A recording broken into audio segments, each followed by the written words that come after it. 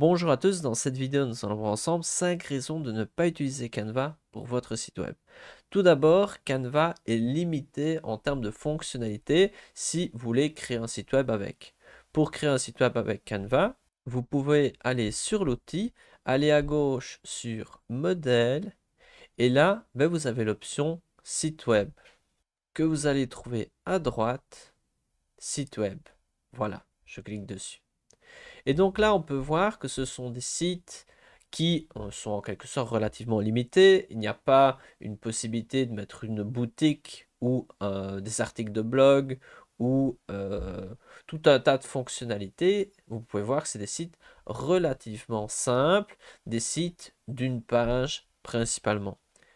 Ensuite, deuxième raison de ne pas utiliser Canva pour créer un site web, c'est que l'optimisation SEO est limitée. Donc, qu'est-ce que cela veut dire? C'est que si vous écrivez sur un moteur de recherche un terme, ce n'est pas les sites créés avec Canva qui vont venir en premier. Et donc, si être bien référencé, être bien classé dans les moteurs de recherche est un but important pour vous, ça c'est aussi une raison de ne pas utiliser Canva, mais utiliser un autre outil, par exemple Hostinger ou imaginons Wix. Ensuite, un autre point, une absence de fonctionnalités avancées comme ajouter du code personnalisé ou des choses comme ça. Et si vous avez besoin de ce genre de choses, Canva n'est pas le bon outil pour vous. Point supplémentaire, les sites web avec Canva sont quand même pas très corrects sur l'aspect de la gestion des cookies. Du moins, si vous créez un site web, vous ne pouvez pas mettre une bannière de consentement pour les cookies. Et je vais aborder dans le futur une vidéo pour essayer d'aborder au mieux cette thématique. Mais dans cette vidéo, je vais résumer que Canva, comme ce n'est pas un outil européen, ne respecte pas totalement certaines règles européennes, notamment par rapport aux cookies. Point suivant, il n'y a pas d'analyse très approfondie pour un site web créé avec Canva. C'est plutôt la section analyse est quand même très limitée. Elle existe, mais elle est relativement limitée. Je vais vous montrer sur un site que j'ai créé. On peut mettre par exemple depuis toujours. On peut voir un petit peu l'évolution du trafic. On peut voir depuis quel pays. On peut voir un petit peu quelques informations. C'est quand même ça, mais ce n'est pas non plus très approfondi comme analyse. Et donc, par rapport à ces 5 points, mais pourquoi s'intéresser à cet outil de création de site internet avec Canva? Car pour certains profils, utiliser Canva pour créer un site internet peut être particulièrement intéressant. Tout d'abord, imaginons vous êtes un petit entrepreneur freelance et vous n'avez pas trop le temps, vous ne savez pas trop comment faire, vous pouvez créer un site web avec Canva et cela en quelques heures. Et ensuite, il sera toujours temps de changer par après. Moi, je connais pas mal de personnes qui vont se dire, ah oui, je vais faire un site bien compliqué et tout, avec... et puis 6 mois plus tard, ah oui, je vais faire un site bien compliqué, et puis 6 mois plus tard, c'est toujours pas encore fait. Alors qu'avec Canva, vous pouvez démarrer, faire un site web, et si vous voulez faire quelque chose de plus complexe, il sera toujours temps de le faire et de remplacer le site web créé avec Canva.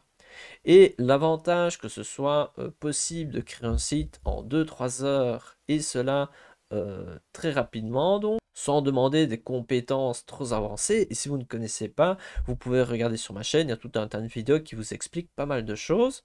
Ensuite, utiliser un site web créé avec Canva peut être intéressant pour tout ce qui est organisme à but non lucratif. Je ne sais pas, ça pourrait être le groupe de l'église qui a envie de faire un petit site internet, mais le but n'est pas de faire de l'argent, mais juste d'avoir une vitrine avec toutes les informations, les heures de rassemblement, les heures d'un événement, créer un petit site web éphémère gratuitement, vous allez pouvoir le faire facilement et ça peut être particulièrement intéressant. En plus, en vous parlant de ça, ça me fait penser que si vous allez sur Canva, vous cliquez sur 3 petits points et vous cliquez sur site web, vous avez ici plusieurs types de sites web différents. Ils sont principalement quasi tous les mêmes. Par contre, si vous prenez site web de lien en bio, par exemple, je clique là, vous allez accéder à des sites très différents. vous pouvez voir que ce sera des sites un petit peu comme ceux que l'on voit sur Instagram créés avec Linktree ou avec Milkshake. Vous pouvez créer un petit site, imaginons je vais prendre allez on va prendre celui-ci au hasard. Vous pouvez créer ce genre de petit site et qu'est-ce qui se passe? Je vais mettre l'aperçu ici, donc cela charge un peu. Voilà l'aperçu sur l'ordinateur, pour voir que c'est très simple. Si je mets sur téléphone, ça ressemble à ceci.